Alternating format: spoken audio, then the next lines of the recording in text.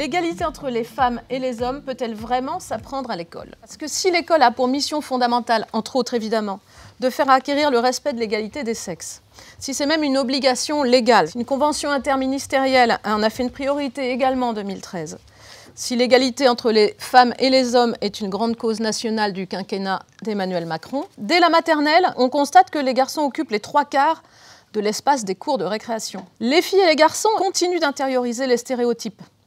Les filles sont meilleures en sciences, par exemple, à la sortie du collège, mais elles ne représentent que 30% des effectifs des prépas scientifiques. Les manuels scolaires eux-mêmes continuent de véhiculer des stéréotypes. On a quand même l'impression que ça ne marche pas. En tout cas, pas assez bien. J'ai constaté que vous ne parlez pas précisément de ce sujet dans votre livre. Donc, ma question pour commencer, c'est comment est-ce que vous expliquez tout ça? Comment est-ce que vous nous proposez d'agir concrètement? Comme vous l'avez rappelé, c'est une priorité définie par Emmanuel Macron pour le quinquennat, que nous sommes en train de mettre en application avec Marlène Schiappa. Vous avez fait référence à mon livre, mais c'est vrai que ce que je dis sur respecter autrui a un impact direct sur la relation garçon-fille, et je considère que c'est même l'élément matriciel. Le respecter autrui, c'est aussi l'enjeu de ce qui se passe dans la cour de récréation, ce qui se passe en dehors de la salle de classe, donc ce que l'on appelle la vie scolaire, sujet sur lequel on va beaucoup insister au cours des prochains temps. Et j'y reviendrai peut-être tout à l'heure, mais j'ai prévu un système de... C'est quelque chose que je dis pour la première fois aujourd'hui, mais un système de sanctions éducatives sur le sujet garçon-fille. Autrement dit, quand un garçon, un jeune adolescent se comporte en irrespect d'autrui vis-à-vis des filles, alors des sanctions éducatives nouvelles seront prévues, notamment pour qu'il puisse faire un stage sur le sujet qui sera prévu. Donc un stage très constructif, un peu comme on en fait en matière de sécurité routière, pour dire un certain nombre de messages qui peut-être ne sont pas passés. Depuis la rentrée 2015, l'égalité homme-femme est au cœur en fait, de l'éducation morale et civique. Et en fait, elle ne fait pas l'objet d'une épreuve au bac, par exemple. Comment vous comptez vraiment valoriser en fait, cet aspect? Vous avez raison d'évoquer le brevet et le bac, parce que c'est souvent via l'examen final que l'on donne un signal vers l'amont. S'agissant du baccalauréat, l'oral que nous sommes en train de concevoir pourra tout à fait porter sur les enjeux justement de l'enseignement moral et civique. Les référents égalité vont-ils réellement voir le jour à la rentrée, et qui seront-ils? Alors les référents égalité, c'est un projet qu'on a élaboré avec Marlène Schiappa. C'est d'avoir quelqu'un qui se dédie à cette question et a donc une vision du sujet. C'est garanti que dans l'école, les règles du jeu en matière d'égalité sont appliquées, et donc avec une attention particulière à l'égalité garçon-fille pour la faire respecter. Donc c'est un point important qui d'ailleurs recoupe des questions qui ont été posées, puisque ça introduit en quelque sorte le réflexe de l'égalité garçon-fille. Mais par ailleurs, je souhaite que les élèves soient aussi responsabilisés sur cette question, et notamment au travers de la question du harcèlement, parce qu'on va avoir des ambassadeurs contre le harcèlement chez les élèves. Et donc les référents égalité pourront travailler aussi avec ces élèves pour tout simplement s'assurer qu'il y a une vie scolaire tournée vers le respect d'autrui. Et je me suis rendu compte entre guillemets, il suffit des fois d'avoir ce lien humain. Quelles sont les attentes et les exigences que l'enseignante, alors souvent c'est une enseignante, a envers les garçons? Est-ce qu'elle fait des différences? Voilà, pour que quelque chose se mette en marche. Donc moi je me pose la question, quels seraient les outils vraiment simples et concrets qui pourraient aider les enseignants pour avoir une observation réflexive sur leur pratique afin qu'elle change? Bon, il y a un premier outil fondamental, comme vous le savez, qui est la formation, bien sûr. Hein. C'est-à-dire que si dans la formation initiale, cette dimension-là est plus présente, cela a un impact tout au long de la vie professionnelle du professeur. La formation continue. Là, ça va se voir plus rapidement, parce que c'est vrai, dès 2018-2019, nous allons avoir des nouveaux modules sur cette question. Ensuite, il y a les outils pédagogiques, et vous avez eu raison de dire qu'il y en a déjà. Notre institution qui s'appelle Canopé en produit en particulier, et donc il faut bien entendu en produire encore, mais il faut surtout contribuer à leur diffusion.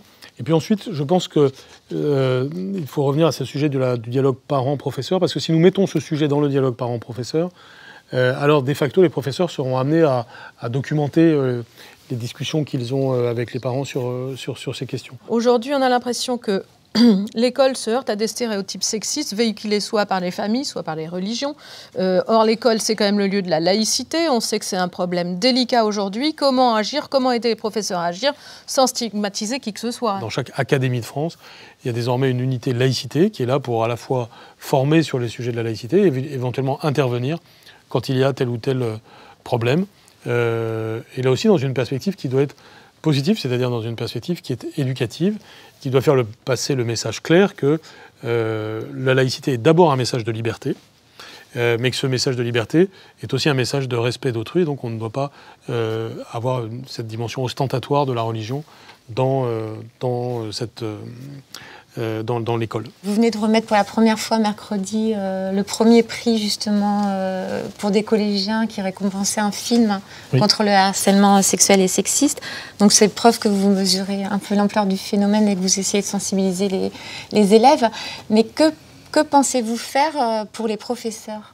Parce que ce que nous racontent les parents, c'est que souvent les professeurs sont complètement démunis. Alors soit dans le déni, soit ils peuvent même être maladroits avec les parents en niant le problème ou en disant « oh, ben, il joue au docteur, vous inquiétez pas », en banalisant un peu la situation.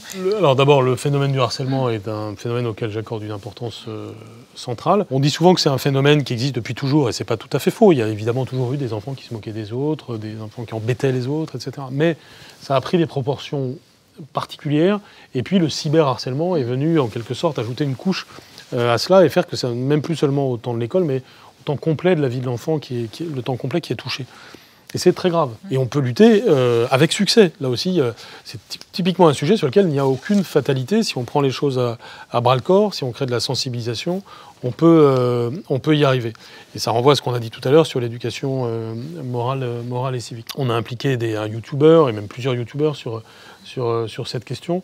Donc c'est très important que ce soit un message qui pénètre chez les enfants et les adolescents, et un petit peu dans la lignée de ce que je disais tout à l'heure sur le fait de changer les effets de mode, cette fois-ci au profit de principes valables. C'est vrai qu'on est dans un moment assez grave où les adolescents de plus en plus jeunes et de façon de plus en plus illimitée ont accès à Internet et du coup à du contenu qui peut être violent, choquant, qui apporte des schémas de pensée sur justement la relation homme-femme, sur la sexualité qui peuvent être problématiques.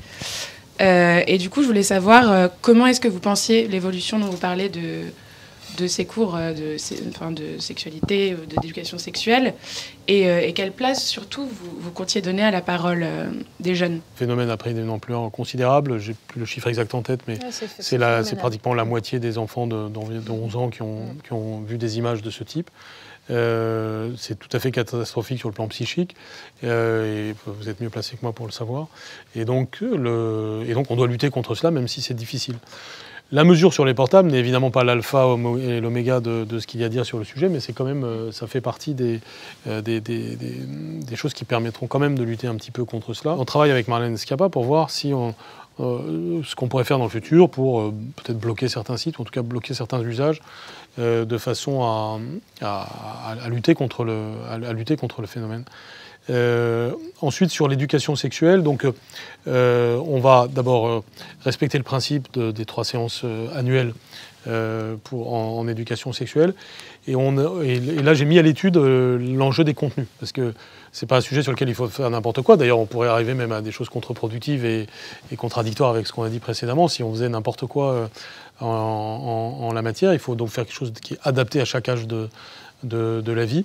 Et j'ai donc demandé aux inspections générales une étude sur cette question pour qu'on arrive à produire les documents nécessaires à assez court terme.